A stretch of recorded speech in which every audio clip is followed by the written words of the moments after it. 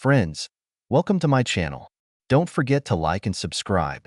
It's not difficult for you, but it's nice for me, and we're starting. Stephanie Burton sat across from Evelyn Page in a pleasant conference room with good ventilation and lighting, although the lighting was from LEDs, not from natural sunlight, because there were no windows in the room.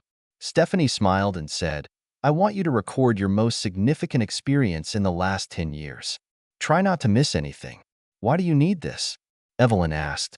"Because it's an important step in achieving your goals. The goals we talked about yesterday," Stephanie replied.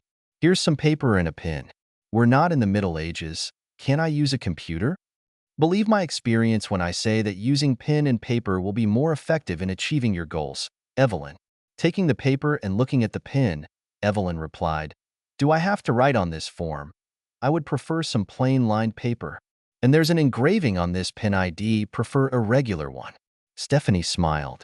"I'm sorry, but this is the only paper we have. We'll find another pen." Stephanie rummaged in her purse, pulled out a nearly new $45 Schaefer Prelude ballpoint pen, and handed it to Evelyn with a smile. "Will this do?" Evelyn smiled. "It's more appropriate. I like the cobalt blue and gold colors, and the scrawl on the letterhead. They move so smoothly across the page. Maybe I'll just keep it for myself?" She smiled again. "We'll see," Stephanie laughed. "Just get to work. I'll ask my assistant Beth to keep you company, bring you drinks or snacks if you want. I hope that 3 hours will be enough for you." "No problem," Evelyn replied. "Please ask Beth to bring Pepsi Zero, if there is one." "Okay," Stephanie replied, thumbed the screen on the wall next to the door, and then left. As soon as the door closed, Evelyn began to write, barely looking up when Beth brought Pepsi Zero, sat down opposite Evelyn, and began to read some trashy magazine. Evelyn's handwriting was very neat and easy to read. It was December 2014. I was sitting alone at a table in the Hyatt Hotel bar with a glass in my left hand, admiring, as always, a large emerald-cut diamond with ruby baguettes in the form of an engagement ring and a platinum ring on the ring finger of my left hand. I didn't particularly like Des Moines, but I had a good reason to be there. I hoped my skirt wasn't too short to attract unwanted attention. It didn't look too short when I was getting dressed for the evening. I thought about just staying in my hotel room, which was a block away, and watching TV, but I was working hard that day and needed some relaxation without having to call a taxi or rent a car. I was minding my own business when a decent-looking guy with a noticeable gold ring on the ring finger of his left hand came up to me. "Hi, I'm Charles. I'm just traveling. I'm leaving tomorrow to return to New York. I've had a hard day, and I'd love a good conversation to relax. Do you mind if I sit with you?" "I guess not if you're just looking for a conversation," I smiled, turning my left hand so that he couldn't miss my rings. He was a good conversationalist. However, he was a little obvious in his politeness by offering me a drink. He probably didn't know that under the table, within my reach, there is a philodendron in a pot, into which I pour most of my drinks. I hoped it wouldn't kill the plant. It was beautiful and green, but it was up to Charles. If the drinks he bought for me were double, and there were a lot of them, I'm afraid the poor dendron was doomed. I really hoped Charles wasn't a plant killer. It might have made me angry. I was sorry to hear that Charles's wife doesn't understand him. After about an hour of conversation, Charles changed tactics. He started complimenting me on my appearance, not my personality or intelligence, or some other deep characteristic of mine, but my appearance. How superficial of him. I mean, I look really good. I sighed when he took my hand, even touched my wedding ring, and invited us to retire to his room at the Hyatt Hotel. I think it was room 439, to have a drink alone. I hoped he would do without it, but he proposed, and I was alarmed that I felt the need to accompany him. We went to his room, but I insisted on going separately. "How do I know you're coming up to my room in 10 minutes? He asked with a grin. "Here's my wedding ring," I said, taking it off my finger and giving it to him. "Put it back on when I get there." He liked it very much, and he headed for the elevator with a springy gait. When I got to room 439, Charles's grin became even more dramatic. I demanded that he return the ring to me before we made any contact. He kindly did so. I was surprised by the noise in front of the Hyatt Hotel when my taxi passed it from my hotel on the way to the airport at about 10 a.m. the next day. I've never asked why police cars almost blocked the road in front of the Hyatt Hotel. In the second story, Evelyn wrote even more broadly. It was April 2016. I was sitting alone at a table in the bar of the Marriott North Hotel with a glass in my left hand, admiring, as always, a large emerald-cut diamond with ruby baguettes in the form of an engagement ring and a platinum ring on the ring finger of my left hand. I don't particularly like Cincinnati, but I had a good reason to be there. I hoped my skirt wasn't too short to attract unwanted attention.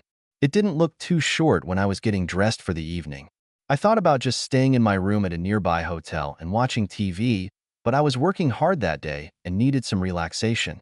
Half a dozen guys came up to me. They looked like they wanted to kick this piece of ass. But they were scared off when I took care to show off my outstanding rings on the ring finger of my left hand. However, Devin, who imperceptibly put his ring from his left hand in his pants pocket before coming up to me, was not bothered by what happened to the others. He used a line straight from the top 40 pickup lines on the internet. Were your rights suspended for driving all the guys crazy who approached you? What do you mean? I replied shyly. I saw you hit 6 guys. I counted them who came up to you. That must mean suspension of the license, he chuckled, clearly proud of his wit. When I didn't tell him to get out, even though I put my rings on display again, he continued. My name is Devin. What are you doing in Cincinnati? You don't look like a local, he said, sitting down at my table uninvited. Unlike Charles, Devin didn't try to buy me a drink. He was either more confident in himself, he was much more handsome than Charles, or more economical, perhaps both. It didn't take him as long as Charles to propose to me. When he invited me to his hotel room for a drink, he specifically noted that it was a luxurious suite. He tried so hard that I decided to meet him halfway. Just like in the case of Charles, I sent him to the room with my wedding ring, and I followed him 10 minutes later. When I entered, he put a wedding ring on the ring finger of my left hand with a smile. I smiled at him, got up, went to my bulky purse, and soon after that I experienced a very strong moment that made my knees give way. When I returned home the next day and went online, there was a photo of the facade of the Cincinnati Marriott North Hotel and a 5-paragraph article about the incident at the hotel. Evelyn wrote other very similar stories about Miami in January 2017, Atlanta in March 2018, New Orleans in February 2019, St. Paul in March 2020, Chicago in June 2021, and finally Philadelphia in July 2022. By the time Evelyn finished writing about her 8 unforgettable experiences, Beth had read her entire magazine and really wanted to get out of there. Evelyn put down her pen, smiled at Beth, and said, "Everything is ready." Beth smiled back, thinking just in time, took out her cell phone and called Stephanie. 5 minutes later, Stephanie entered the room, skimmed through 8 16-page stories, smiled and asked, "Would you like to have dinner with Professor Stallman and me, Evelyn?" "That would be great," Evelyn replied. At dinner, neither Stephanie nor the professor asked Evelyn about her stories, although they asked about her fascination with wedding rings and her views on extramarital affairs. When they parted, Stephanie said, "Maybe we can meet in the main conference room tomorrow to talk about your stories, Evelyn?" "Very well," Evelyn replied. The next morning, in the main conference room with large panoramic windows overlooking the manicured lawn of Green Acres, Evelyn sat across from Stephanie, Professor Stallman, Dr. Pingree, and Dr. Madison, while Lawyer Walker stood to the side and did not get into Evelyn's field of view unless she turned her head 90 degrees. After a few preliminary remarks, Dr. Stephanie Burton began the discussion. "I noticed that in your stories it is unclear exactly how you achieved your more intense second moment after getting out of bed and taking out your purse. What caused the second moment?" Dr. Burton asked. Evelyn turned her head and looked at Walker's lawyer. There was no expression on his face, and he didn't give any signal to Evelyn. "Good. I think I didn't want to write it down. Are you ashamed of this?" Stephanie insisted. "No, they cheated on their wives and with a married woman." "Of course, I'm not ashamed," Evelyn snapped. "And yet you didn't write about it, again." I asked, "Why is that, Evelyn?" Evelyn just fidgeted and didn't seem like she was going to answer. So Stephanie continued, "Because you stabbed them with a 10-inch knife blade that penetrated their chests right into their hearts?" At this statement, Evelyn shifted in her chair, closed her eyes, and seemed to lower her hands to her crotch. Stephanie screamed, "Evelyn, stop it." and she slammed her fist on the table. Evelyn put her hands back on the table, stared at Stephanie, sighed, and then said, "Yes, it was a real thrill." The professor and the other doctors raised their eyebrows and made notes in the notebooks in front of them. The interview continued for another half hour before Evelyn returned to her room at Greenacres. A week after the interview, Dr. Stephanie Burton, holding in her hands a report signed not only by her, but also by Professor Stallman, Dr. Pingree, and Dr. Madison, sat in Judge Harlow's office with the district attorney, Attorney Walker, representing Evelyn, and a court reporter. After a brief discussion, Judge Harlow asked, "So, what is your opinion of psychologists on Evelyn Page?" "Yes, Your Honor. Here it is.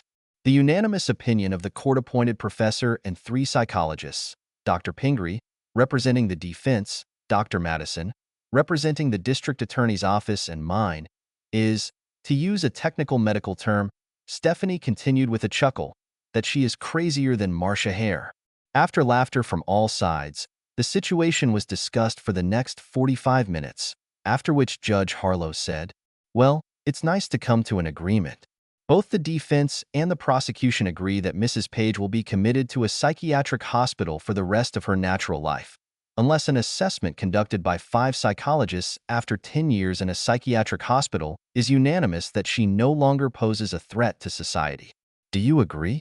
After the district attorney and the defense attorney agreed, Stephanie spoke again. "One condition must be made, Your Honor. She must never have rings on her fingers or in her possession again." 2 days later, the Philadelphia Inquirer published a front-page article, "Serial Killer Evelyn Page Committed to a Mental Institution." One of the key paragraphs in the article read, "Although actual statistics are difficult to obtain from interviews with married male residents, it seems that the number of cheaters in Philadelphia, Cincinnati, Des Moines, and 5 other cities where Evelyn plied her trade has decreased significantly since 2015.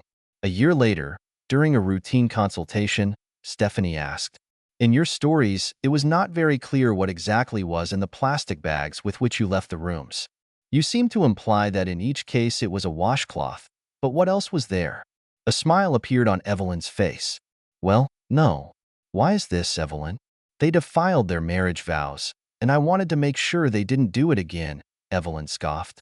"But they were dead. I didn't want to take any chances.